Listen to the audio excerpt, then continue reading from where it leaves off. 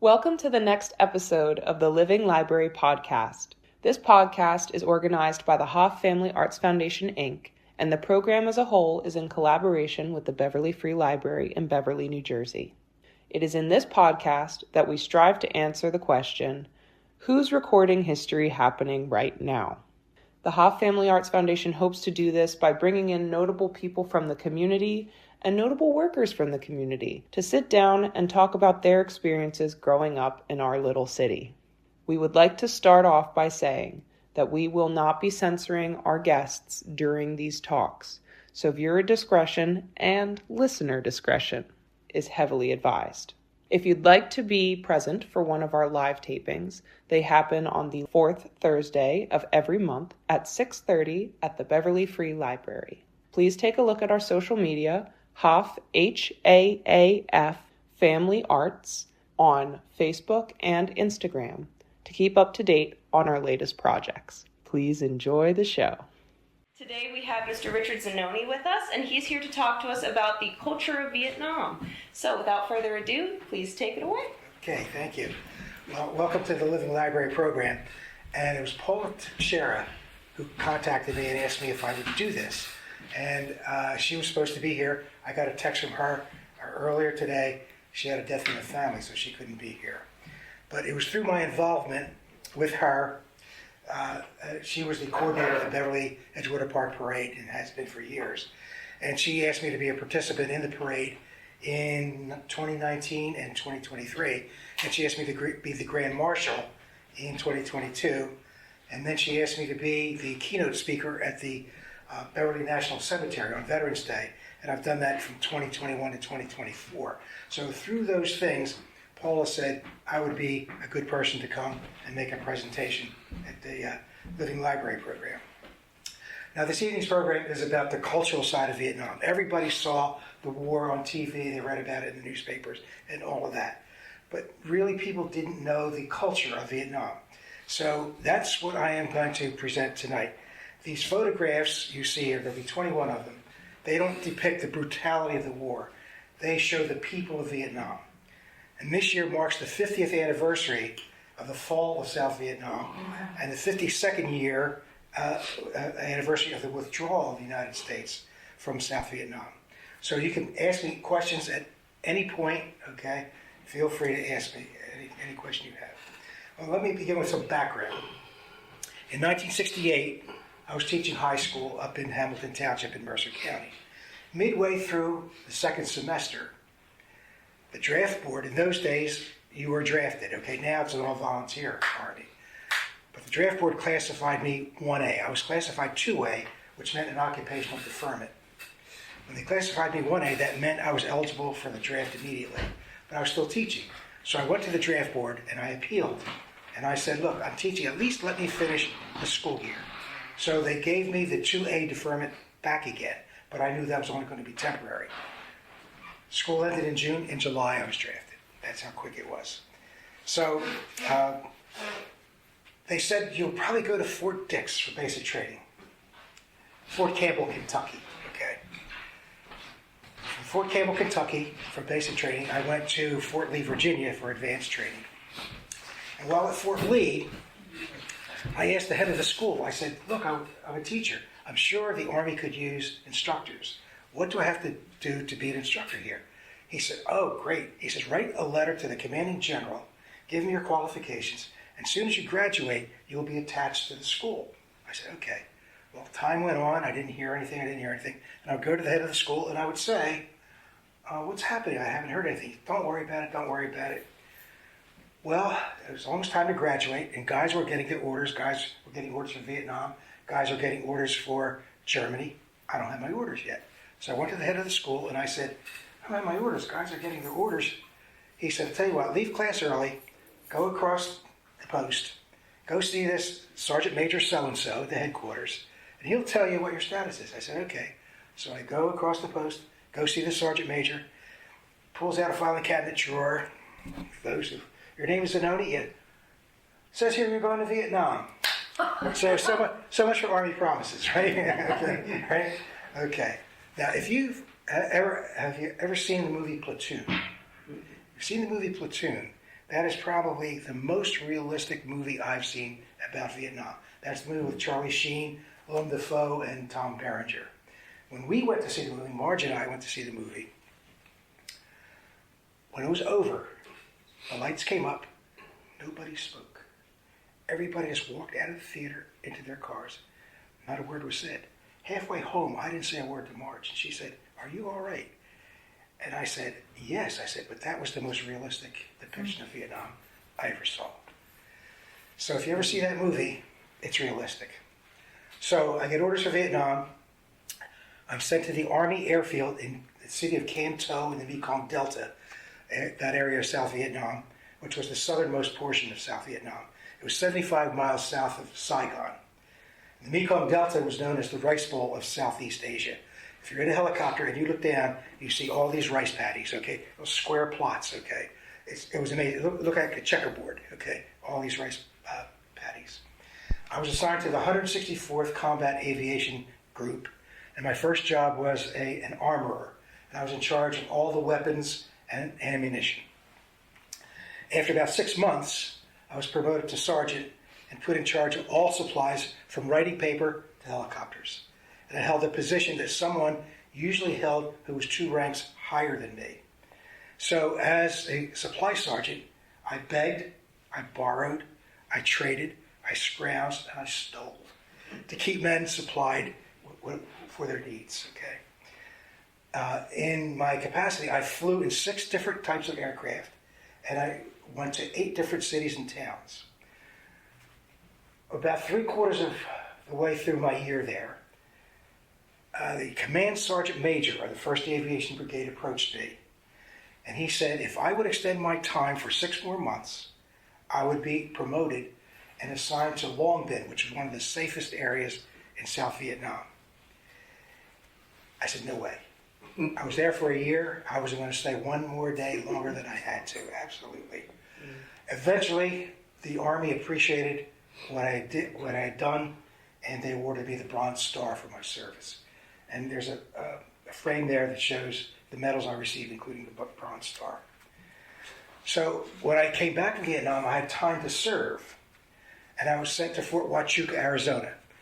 Now, when orders came down for me for Fort Lewis, Washington. I don't know anything about Fort Lewis, Washington. So I asked some of the career men, what do you know about Fort Lewis? Oh, you don't want to go there. It's rainy, it's foggy, it's damp, you don't want to go there. Another set of orders comes down for me, Fort Huachuca, Arizona. So I asked the career guys, what do you know about Fort Huachuca, Arizona? They said, you don't want to go there. It's in the middle of nowhere, it's the desert, okay? It's hot and dry, right? So I said, what do I do? I got 2 sets of orders, where do I go? They said, pick one. So we picked Fort Huachuca, Arizona, and that's where we went. And Marge came out with me there. And my job there was to ensure that the next of kin were notified of the deaths and to provide a survivor assistance to the next of kin. Now, I didn't have to do the notification myself. The notifications had to be done by an officer. I was a sergeant. I could tell an officer as high as a full colonel. He was next on the list, and he had to go out and make the notification of the death. And he had to provide survivor assistance to the family. They could not say no to me. So I realized that these officers were providing survivor assistance. There was nothing that they could look at to say, okay, if it was a wife or parents, this is what you're entitled to from the government. So I researched and prepared a chart of all the benefits that the next of kin were entitled to and put it together. The military loved it. They sent it to the Department of the Army for Army-wide use and adoption. And for that, I was awarded the Army Commendation Medal. And that's there also. So what I've done, I selected 21 images from my collection of slides for this presentation. I bought my first camera in Vietnam, and wherever I went, I took my camera with me, and I took pictures of other people. So we can start with the first one. Oh, go back. Go back. Yep, there it is. Okay. This little girl is eating rice from a beer can. It was Ham's Beer. I don't know if there's Ham's Beer still around. Okay. But anything the Americans... Move over. I moved them all. It's okay. Anything the Americans threw away, the Vietnamese would pick up and find some use for, okay? So this was her rice bowl, okay? She was eating rice. And notice she's squatting. The Vietnamese very seldom sat. They squatted, and they could squat like that for hours on end. Okay? Talk about poverty, okay? Naked boy, this was his house, made out of cardboard and sticks. It was amazing, the poverty level in Vietnam. I even saw a house, at that time I didn't have my camera with me, I wish I did. A house had aluminum siding. The aluminum siding was made out of flattened beer cans and soda cans, thrown away by the Americans. And he was a little shy, he's going like this, okay? And this was in a very, very poor village. Okay. A typical outdoor barbershop, okay? And one getting a haircut, we used to call Ho Chi Minh Jr. Ho Chi Minh was the leader of North Vietnam, okay? And we call him Ho Chi Minh Jr. We'd be on guard duty, he'd be throwing rocks at us, okay? We think he was in training to be a Viet Cong. The Viet Cong were the South Vietnamese communists who were the enemy. There were two enemies. There was the North Vietnamese soldiers. They were in the northern part of South Vietnam, but where I was, it was mostly the Viet Cong. And we thought, this kid was probably in training to be a Viet Cong, and that's the way he was. One time, he came up to me and he asked me for money. So the Vietnamese money was called piastres. So I gave him a piastre. It's like $1. So all his friends come over, and they were asking me for money. So I said to him, share it. So he goes, okay. And he tears it in pieces and gives it all to you. Okay, now, point out, no, go back. No, go back. Go back. Sorry. Okay. Kids in the background are giving me the Vietnamese version of a well-known American obscene gesture. Okay. Don't ask me what it is because I'm not going to do it, okay? All right? All right. Why did they do that? This was on a Monday. Found out that the previous day, in a theater in Can Tho, they were having a matinee for kids. And the Viet Cong came in and threw grenades down the aisle, blew up the theater, killed kids, wounded kids, and then went around the city and told everybody the Americans had done it. So that's why they're telling me what I could do with myself. Okay? Next one. Came across this Buddhist monk. And I'll show you pictures of his temple and his fellow monks. And he spoke very good English. And so I said, I wanted to ask him some questions. I figured, what the heck? I wanted to know more about the Buddhist religion. So he invited me and my friend in, and he offered us green tea, and we were sipping green tea, and I was asking questions. And I said to him, are you Vietnamese? He said, no, he was Cambodian. So I said, what do you think about this war? And he said, I can't say anything because I'm Cambodian and I'm a guest of the Vietnamese government, and I can't express my opinion about the war. So I asked him about the Buddhist religion and things like that, and I said to him, at what age were you when you decided to become a Buddhist monk? And he said he didn't decide. His parents decided for him. When he was a young boy, his parents took him to a Buddhist monastery to be trained as a Buddhist monk. So he had no say in the matter. I said, could you ever leave? And he said, no. Once you're a Buddhist monk, you stay. Okay. Go back. This is inside his temple, and he invited us in, and I said, do I have to take off my boots? Because they take off their sandals. He said, no. He said, because you're not Buddhist, you didn't have to take off your boots. And they had incense burning in there, and behind the curtain there was another monk, and he was sleeping. Somebody had to be on duty like 24 hours a day. And so that monk was behind the curtain there. Okay. These were his fellow monks. Now notice the different colors. And I asked him, I said, does the color mean anything in terms of rank? He said, no. They have to wear anything like yellow or orange or peach color, anything like that. So I asked him who these people were. He said these were their servants, and this was an honor for them to serve the monks, and that was their job. The only manual labor that the monks could do was to work on the temple itself. Other than that, their servants did all the work for them. This was in another village. For years we heard that the Viet Cong were the guys that wore the black silk pajamas. Okay. Well, when I got to Vietnam, I saw about 98% of the people wear black silk pajamas. So you couldn't tell who was Viet Cong or not. Okay. He was wearing his black silk pajamas. That was their everyday garb. And this was in another village, another poor village, and you can see how narrow it was between rows of houses and things like that. Okay. This is one of my favorite pictures. That and the little girl eating the rice from the beer can. This little boy had one leg amputated, so his friend was giving him a piggyback ride through the marketplace of Canto. The marketplace of Canto was something to behold. They had live animals there that they would slaughter on the spot. Chickens, fish, pigs, whatever. The stench was atrocious, okay? The trash piled up like you wouldn't believe, and at night the rats would come out, and the rats were as big as cats. And you'll see some of the letters, the words in Vietnamese. Vietnamese is a simple language. There's no word longer than 6 letters, but they have all of these what do you call them, diacritical marks, these little accents, over the letters that changes the pronunciation of them.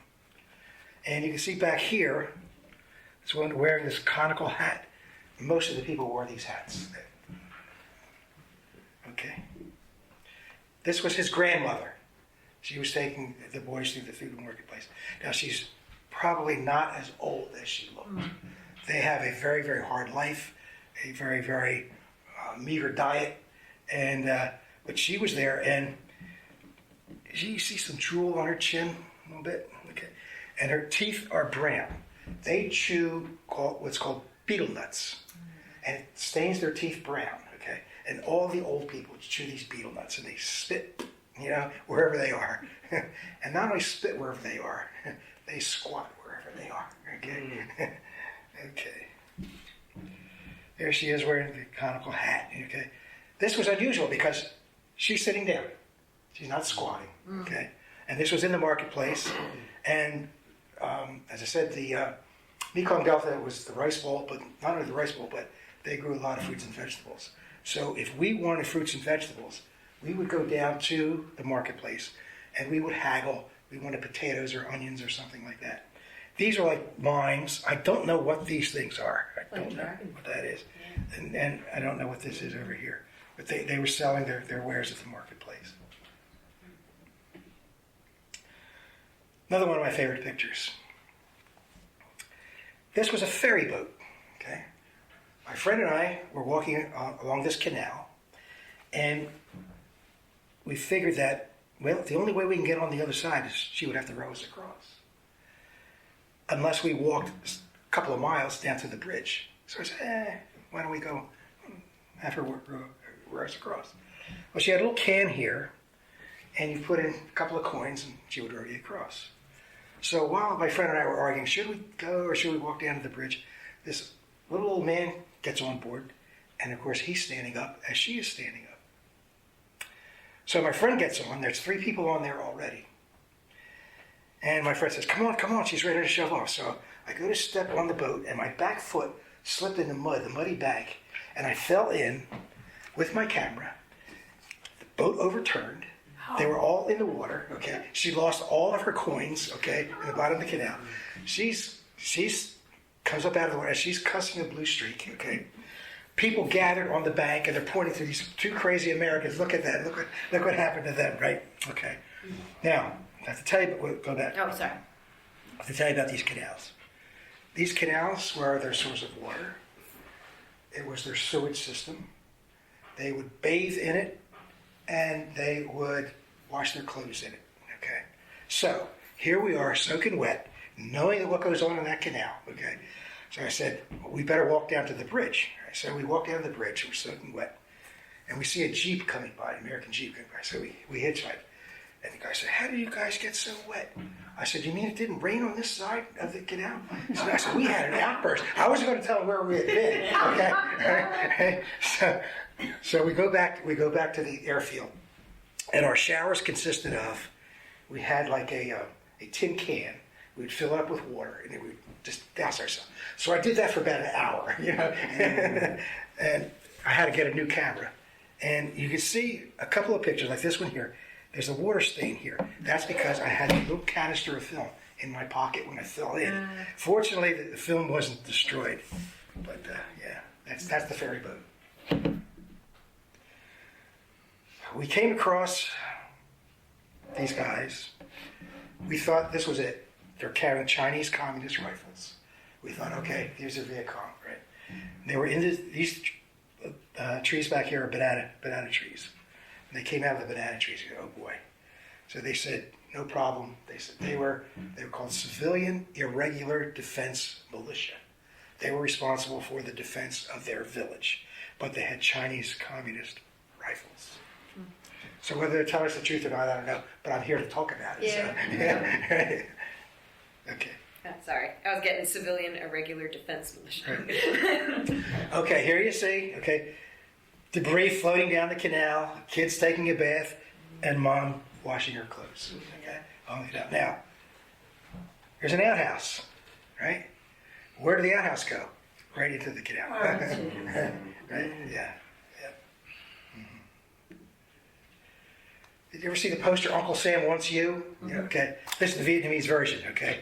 They're recruiting guys to join the South Vietnamese army. So here he is, he's thinking about it, become a soldier. And here's the Viet Cong, the bad guy. He's stealing money, he's burning the huts and so on. And so you see the language here. Very simple, 3, 4, 5, 6 letter words. And with the, accents over top, which changes the pronunciation. So it was like, Uncle Two wants you.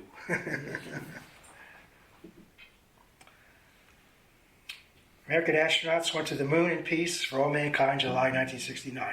This was called the American Cultural Center. I call it the American Propaganda Center. Okay.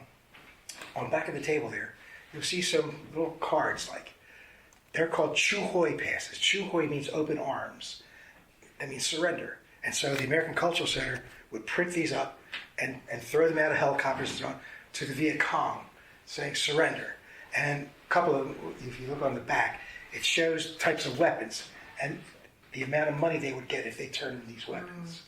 So the American Cultural Center did this. But when the Americans landed on the moon, it was a big thing. And they not only had a sign in front of the Cultural Center, they had banners across the main street that went through the city of Canton from the airfield that the Americans had landed on the moon.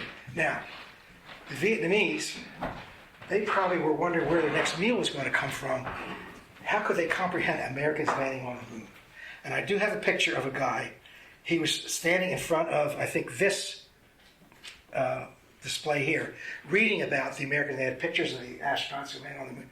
And he had his hands on his hips and he's looking like this, like, what?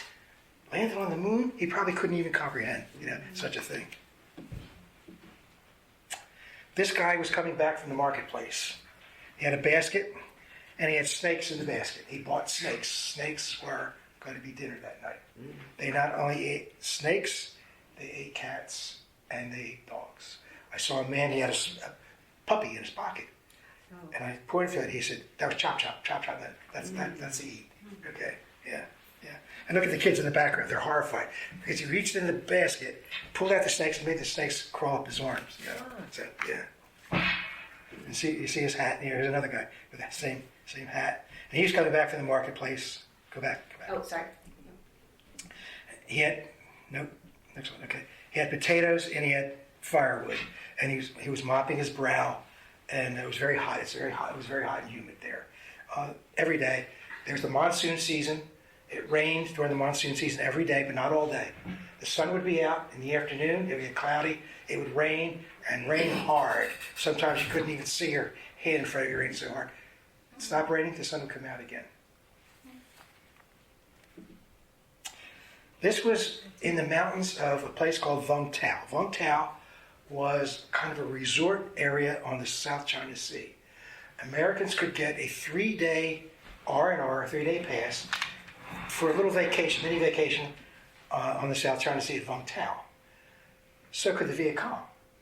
They got R&R, go to Vung Tau too. So the Americans, and for 3 days, Americans and the Viet Cong weren't fighting each other. They were just relaxing, okay? Wow. And this was the top of the mountain. This was the statue of Buddha. And throughout this mountainous area, there were these shrines and statues of Buddha all over, devoted to different aspects of his life. Buddha was not a god. Buddha was a real person who started the Buddhist religion. And this was they called it the reclining Buddha. And again, he was in the mountains of Vung Tau.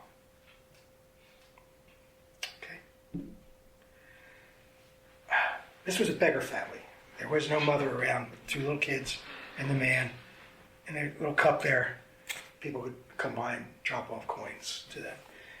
See a premium saltine can here?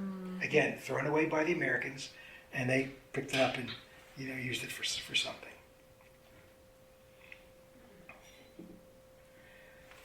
These little kids were playing a game. They got a 2x4, piece of 2x4. They got a rubber band, put 2 nails in the 2x4, stretched the rubber band across, got 2 blades of grass, put it on top of the rubber band, and with a stick they would rub the nail, causing a vibration, and move the pieces of grass like this and try to knock each other off. Okay? So they're very resourceful. Okay. Now, these things that they're sitting on, they're playing with, are rat traps. This is rat poison here. There are rats all over the place. So you got to be very careful. So. Nope. That's all I've got. Yeah, that's it. Okay. So that gives you an idea of what it was like, to be among the people of Vietnam. The war in Vietnam for the United States lasted from 1961 to 1973. 2 years after the United States pulled out, North Vietnam and their ally, the Viet Cong, took over South Vietnam. So 12 years of war for the Americans and 58,000 American deaths achieved nothing. We just postponed the inevitable. That's all for 12 years. So it was kind of sad. 58,000 guys died. So today, there's no distinction between North and South Vietnam. The country is called just Vietnam. Saigon, which was the former capital of South Vietnam, is now known as Ho Chi Minh City. But for many years afterwards, I often wondered about what happened to the Vietnamese people that I knew, and what happened to these kids. Did they survive the war? Did some of them manage to get out and escape and come to the United States or whatever? And speaking of kids, there were numerous Vietnamese American children born, okay? And they were shunned by the Vietnamese. Many were homeless and lived in the streets. It was very, very sad. We were not welcome home when we came back. We were spat upon and called baby killers. Some of us were told not to wear our uniforms when we came back on the plane. It wasn't until the Gulf War, Operation Desert Storm, in 1991, that the military was, I guess, received with recognition again. They were received with parades and welcome home events and all of that. It wasn't until the 1990s that someone said to me for the first time, "Thank you for your service." Yeah.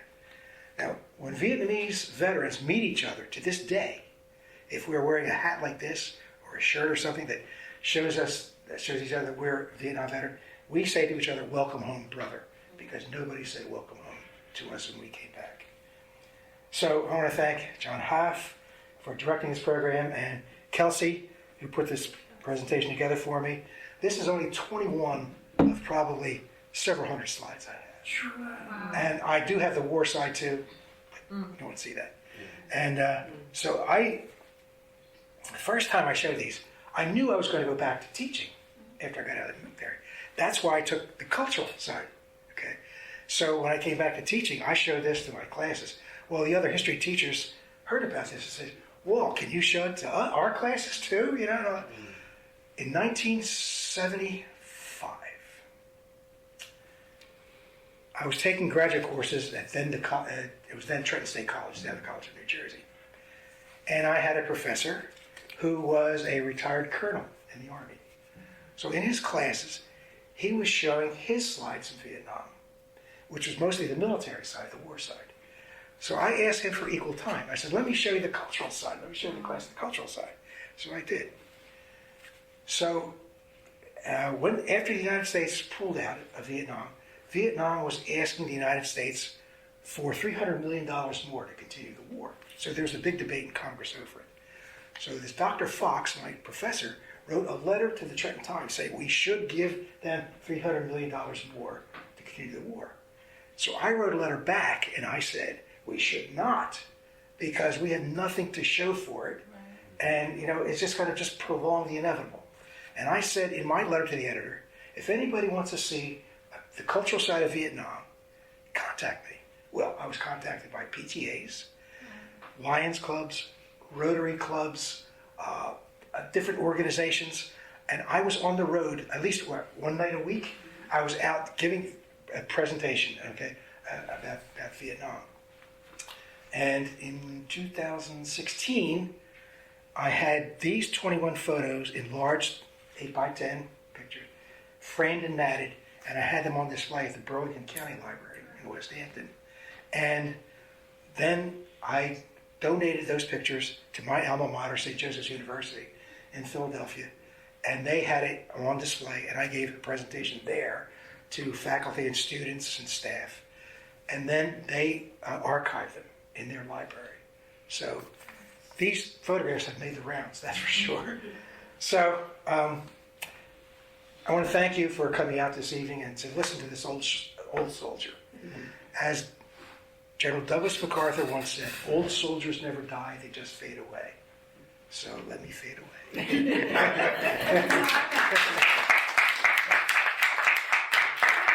Any questions? Any questions? Yeah, I got a Yes. question. Go ahead. I just want to say thank you for your service. You're welcome. My stepfather, he was in Vietnam. I don't remember the infantry he was around.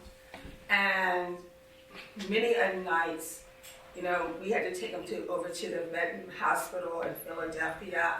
And the poor treatment that, I think that when you serve in the military, that your families, and you should not work for anything. You should be given everything for your service. So I just want to say thank you. Yeah. Guys are still suffering from PTSD. Yeah. My best friend lives in Delanco. He still goes to the VA in Philadelphia for PTSD. Drug addicts, alcoholics, absolutely. Drugs, it was sold openly on the street. I have a picture of a vendor at the marketplace selling, it was called Virginia brand cigarettes. They weren't cigarettes, they were marijuana. I saw Vietnamese soldiers coming in from the jungle carrying marijuana plants to sell the Americans. So yeah. You're right. What is, there's writing on the back and then this. Oh, okay. A Vietnam veteran. This is the National Defense Medal. Everybody got that. This is the Vietnam Service Medal. Everybody got that. This is the Vietnam Campaign Medal. Everybody got that. And they're there in the frame too. And what's the little But this writing? here, that says Vietnam veteran. No, the little writing on the end. On the back. Made No. in Vietnam. Vietnam veteran. No. See the front. Little tiny writing. Tiny All right. writing. Available Vietnam veteran. Okay. This is the Bronze Star, which I got in Vietnam. This is the Army Commendation Medal, the real medals right Nice. there. This is the 1st Aviation Brigade, which is where I was. And this cross is for the 58,000 who never came home. Aw. Yeah. Bless you. I don't know if anybody, it's a very popular book right now. It's called The Women, and it's about the Yes. nurses that serve. Yeah, the in nurses, Vietnam. yeah, right. Mhm. Now, it's fiction, but it's based on historical fact. And it's good. It just seems that, I don't know if anybody remembers the show Queen for a Day. Because the I did. main character, it's like whatever bad thing could happen, she gets it all. And after a while, it's like, okay, is this for a fact? I mean, I'm sure it's based, but someone else, it's a book club that I'm in, and someone else had read it. And there's another book that I would recommend. It's called Home by Morning or Home Before Morning. And I found that to be a more disturbing book to read because it was actually this woman, it was her story. She had served in Vietnam, and the same thing. She's trying to hitch a ride home from the airport, and people are spitting on her. They're throwing, feces at her. And when she went to apply for assistance at the Veterans Administration, they're like, well, you're not a veteran. She goes, yeah, she's a nurse. I guess she had a rank. I think they can, second lieutenant or whatever. She goes, yeah, I was in, whatever hospital, trauma center. And they're like, there were no women in Vietnam. And that was the attitude. There were no women There in are Vietnam. nurses whose names are on the Vietnam Memorial Wall in Washington. Right. There were nurses who were killed, yes. Right, but this is something that her daughter, I believe that the woman has since died. I think she died maybe early 90s, late 80s of some bizarre vascular disease that they think may be attributable to either Agent Orange Agent or Orange. something. So her daughter was still carrying on the fight and all the. I mean, not to downplay the men that serve, because I'm sure war is horrific. My father used to say, war is not to be glamorized. If you've fought in a war, it's not anything that anybody jumps up and down about. But just the things that they had gone through. I mean, there was no gynecological care for these women. It was kind of like, well, you didn't exist. You didn't serve, so we can't help you. But I would recommend that book also to anybody that's interested, in the role of women and nurses in Vietnam. That's when my sister bought her first color TV. And what was on it? Men. It was all blood. You couldn't watch it. Oh, yeah. Yeah, newscasters put it on. It was horrible. They even have the traveling wall. I've seen it twice. It's a small version of it, and they travel it around. It's an exact replica. All the names are still on it. And I think it's important that people, we think of Vietnam, we think that all the Vietnamese wanted to be, with the Viet Cong. That was not true. That was not true. I was a long time ago, I think I told Bev this, I was a Baptist minister, and my co-minister was a Vietnamese veteran of the Vietnam War. He was in the Arvin, and he was captured by the Viet Cong and sent to one of their camps. And there's a whole story, I won't get into that, but he basically got beat up every single day. That was Alicia. Yeah. So, but one of the most wonderful souls I know, one of the most amazing people I know, and him and his family were finally able to move. They moved to Hartford, Connecticut, and there's a lot of Vietnamese in America, Vietnamese Americans who come from Vietnam were always patriotic and did not want to be under the Viet Cong. That's right. They were very, very supportive of America. Right. Yeah. I didn't know that. Say something about, I showed the Buddhist temple, the Buddhist monks. Two main religions in Vietnam, Buddhism and Catholicism. Right. And the Catholics were the haves. They were the wealthier ones. The poor people were the Buddhists. And that was very, very interesting. I have a slide. Now I should have included that one because that's interesting. It's a Buddhist shrine, and you look at it, it looks like a swastika on top. Well, That's a Buddhist. That is a Buddhist It's a symbol. Buddhist symbol, and it's an ancient symbol, as a matter of fact. And the Nazis copied that. Okay, but anybody saw that? What? The Nazis were in Vietnam? No, they weren't. Yeah. Yeah, I'm a Vietnam veteran. Oh, welcome home. 908. Welcome home, brother. Now, why do you think that, do you know the story why we got into Vietnam? Well, it started under President Eisenhower. They sent advisors in. They sent advisors, They sent advisors back in the 50s. Right, back in the 50s, right. Right. But then it escalated under Kennedy in 61. But I want to talk about the Gulf of The Tonkin. Gulf of Tonkin, right. Yeah. Their American You know what ships were happened there? supposedly attacked by the North Vietnamese, and the Gulf of Tonkin resolution was passed by Congress, Right. which authorized Kennedy to send in troops. Okay. At the height of the war, there were over 500,000 Americans in Vietnam, over 500,000. When Nixon became president, he started to withdraw them in 1969. Yeah. And but there were 500,000. It's at one basically, time. that war was a war of economics. Oh, aren't they all? It was a war of politics. It was a political war. Economics. Right. This- We had no, well, if you talk about the Gulf of Tonkin, start there. Yeah. That was us who got our own stuff, fired our own ships. That's And what that was got the us yeah. And that was the excuse because To they get said us the North into Vietnamese the to get us Vietnam War. into the war. A lot Right. of people don't know that. Right. No. Yeah. No. And it was a political war too. That's why But yeah, the United States did not win. Okay. Right. It was a political war. The politicians ran the war. I had a friend. We were college classmates. He was a warrant officer. He was a helicopter pilot. And he had to fly, his job was to fly around, especially at night, with a spotlight on, around the perimeter to make sure no Viet Cong were trying to come in to the army field. And so he said one time he was on a mission and not flying this. It was called the Spooky, okay? He would fly around. He said he was a sitting target with a big spotlight. He was a sitting target. But if he was shot at, he couldn't fire back unless he got permission to fire back. Wow. And if permission was denied, he couldn't do it. He said one time he was flying above a Buddhist pagoda and he was being shot at from the pagoda. He called in for permission to fire back, and permission was denied because it was a religious shrine. Wow. It was a political war, absolutely. Yeah, it is more that you can't win a war With your hands tied behind your back. if the people, those people were fighting for something that they believed in, and they didn't care how they died to get it done. Like, you'd have go get a shoe shine from a little kid, or shine your shoes. Next thing, boom, you're gone. That's correct. You know? You didn't know who the enemy was. There We was had- no enemy.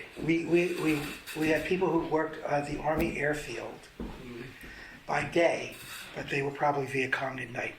They caught a woman who was trying to leave she was trying to come in the airfield. She was employed, probably do laundry or something like that. She had grenades inside her bra. Yeah. Wow. Okay. They got a guy who was trying to smuggle off machine gun ammunition. These belts of ammunition, he had them under his shirt because they would search them as they would come in and leave. Okay, so you didn't know who the enemy was. Right. We had a woman, and her job was taking care of laundry and things like that. And when I was first there, I was in charge of weapons and ammunition, and we had signs in Vietnamese: "Keep out, keep out, keep out." One day she came and she's looking around, and I told her in Vietnamese, "Go away." I followed her. She went around the back and she had a pad and a pen, and she starts writing things. She was counting how many weapons you had. Okay. We fired her. Yeah. We fired her. Yeah. Wow. Everybody was. You didn't know who you were fighting. Just like That's you right. say. That's right. Did you come back damaged any? Were you damaged any from being there? Oh yeah, I'm crazy right now.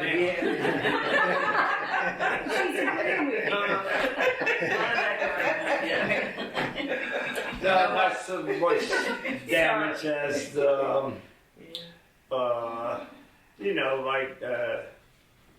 lost a brother over there, but it'd take a long time to get over. That's like I didn't know what you were going to talk about tonight, so I wasn't really going to come. How old were you when you were there? You were a kid, right? I was 19, 20. You're babies. Yes, that's, yeah. I'm 79 now. Oh, I'll be 79 next month. So, You don't look near that age. Question. You Yeah. don't look near that age. Sorry. what year did you go over? 69, 70. 60, 66. Okay. On the tip. Right. Okay. Ted was 68. Right. And I was there a year after Ted. Yeah. There were attacks in 69 during Ted, but not like 68. 68, that was a bad time. When I got there, when I landed my helicopter at the Canto Army Airfield, a whole row of helicopters blown to smithereens. Okay. They're all just skeletons. What they had done, they were called sappers. They carried satchel charges, okay, explosives in these satchels. And they crawled in. The guards were looking out. They weren't looking down. So they crawled in. The guards were up in a tower. They fired up into the tower, killed the guards. They came in, got to the airfield, laid the satchel charges along the row of helicopters and blew up the helicopters. Oh, I know. Yeah. Wow. I didn't know that. Yeah, you had a question. Between all the horror of war, all the casualties, all the lives, all the hurt and the pain and suffering, we know that you never forget, but do you forgive? No. I used to have nightmares for a long time, but my nightmares were I'm supposed to go home and nobody knows I'm supposed to go home. Oh. And I'm there in Vietnam and it's been years and I'm still there and I'm stranded there and I can't get home. That was my recurring nightmare. Wow. God. Yeah. But no, you never forget. You never Yeah. forget. Yeah. My brother was there. Rich. I have a different perspective. My father-in-law told me a lot of stories. He was on the Intrepid for 2 tours in Vietnam. And he was older. He was a career Navy guy. And they were always told that these planes are going out, but they don't know if they can bomb certain places. That's right. And they were getting shot down, and they couldn't. North Vietnam and Hanoi were building a new electrical place, putting two walls on the outside, like a triangle, heavily enforced, big wooden doors on the side, and it was all in there. When they got done, somebody in Washington said, "Yeah, now you can blow it up." But there was a commander on one of them planes, put a Sidewinder missile into it and blew it. One side went all the way over and the other side went up. And they were they said it was the president, I don't know who it was, but was so pissed off that they did that because they were ruining, this was later in the war, but they were ruining their chance of trying to get it all settled. Right. But they would run day and night and come back with all their stuff on. They couldn't bomb certain. They had to get permission. Can I bomb this? Can I do that? That's right. And he said it was crazy. There was 2 or 3 aircraft carriers there, but the Intrepid was he was on there. Mm-hmm. I'll tell you another story that's funny. It involves somebody in Beverly. I don't know, but anybody remember Ed Gitto? Yes. Mm-hmm. Okay. Eddie Gitto. I was at American Legion one night, and he's telling us this. He goes, because he was a cop in Beverly, right? Part-timer. He's over in Vietnam watching the news, the channel, ABC News or NBC, one of them that they would watch. And on comes Beverly, New Jersey cops are on strike. Freddie and Charlie were standing outside. And he goes, "What the hell are they doing?" And the guy's going, "That's where I work." But that was on the national news. And he's watching it over there in Vietnam. That's pretty funny. He said for days that's all they talked about. I had occasion to meet 2 former POWs. POWs, they were kept in North Vietnam for years, like Senator John McCain. And we had prisoners in the Army airfield where I was. We had a POW camp. They had 5,000 POWs. They were Viet Cong. They would keep them for 6 months, supposedly indoctrinate them, and then let them go after 6 months. Yeah. Where they kept our guys for years, and tortured them for years. The first one, he was a graduate of Steinert High School where I taught. And when the Americans came home in '73, I invited him to come to the school and speak to my classes, and he did. He was a captain. He was shot down. The second one was at St. Joe's University, where I contacted them, and I wanted to ask them if they would be interested in my slides and things like that. He was a POW. He was a graduate of St. Joe's University, and he was in charge of the veterans programs there at St. Joe's University. So he was my contact. He gave me, we had several meetings and all that. He gave me, it's called a challenge coin, and the challenge coin is whenever the POWs would meet, the last guy to throw out the challenge coin would have to buy everybody a round of drinks. And he gave me his challenge coin, right? And it said the name of the POWs on there and so on. I still have that. And then he invited me to speak to his classes of veterans, and I did. And he gave me a clock, a parting gift, which I thought was very nice. So I got to meet two POWs. Yeah. Anyone else? Well, unless anybody else has any questions, we'll end with our last question of the night. We tend to ask the same question to every single one of our speakers, so we're going to throw you the same one. Mr. Bob Marie answered it on our first one. Do you have any advice for the youth of today? A big part of what we do in bringing in people to talk is to keep a record, but also give some kind of advice to the generation that's coming up. Absolutely. Put your phones away. Put your phones away. Okay? Absolutely. And communicate. Communicate with your parents. Communicate with your friends verbally, not text your friend who's sitting across the room from you. Okay? Back and forth, okay? Right? I see them sitting on the curb, texting each other. They're sitting next to each other. Put your phone away, okay? And get involved in the community, okay? And find out what's available to them in the community. This library is a valuable resource. Come here. Take out a book or two. Don't just rely on that phone. Right? That's my advice. I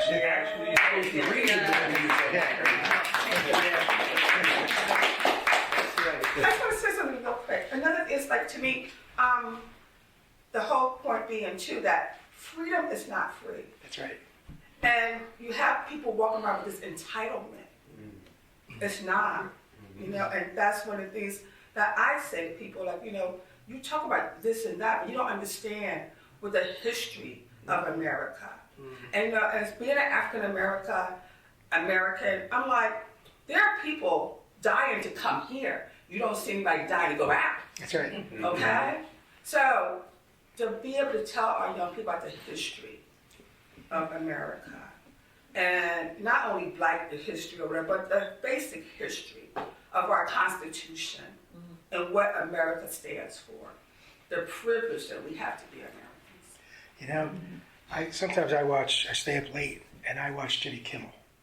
And he has somebody go out on the street and ask people questions. It's horrible. And it's like, you know, they don't know what the Constitution is. They don't know what the Declaration of Independence is. They don't even know who was running for president in the last election. That's the truth. Civil War. What's that? Who won the Revolutionary War? When was it? There was a Revolutionary War? A lot of people can't tell you Exactly. These kids, they don't know the history. Exactly. And I was a history teacher, you know, and I made a point. You had to know your country. You had to know where you came from. Okay? And I made them study. They had to do research papers and all that. Yeah. They learned. Okay? I probably made them laugh. I probably made them cry. But I know I made them learn. Well, I think one of the things, you know,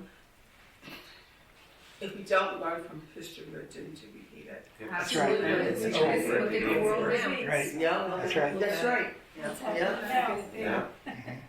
So I'm glad I came. Yeah. I know some gentlemen over there that said, there's a bunch of old people over there. I'm like, oh, I'm coming. Over there, Wait, they're like, are you going to the library?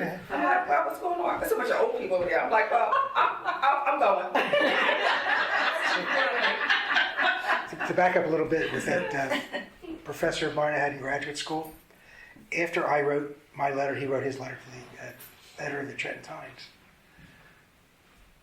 We were contacted by the Trentonian newspaper, the other newspaper in Trenton, and they want to know if we would debate each other in front of the Yardley Lions Club. Oh, wow. So we did, and the Trentonian covered it, and they had a guy playing the piano, you know, the song Over There, and playing that, and they had pictures of us in the newspaper and all of that. Right. So it was good. Because he was talking about continuing the war, and I was talking about not continuing the war. Yeah. Okay, thank you, everybody.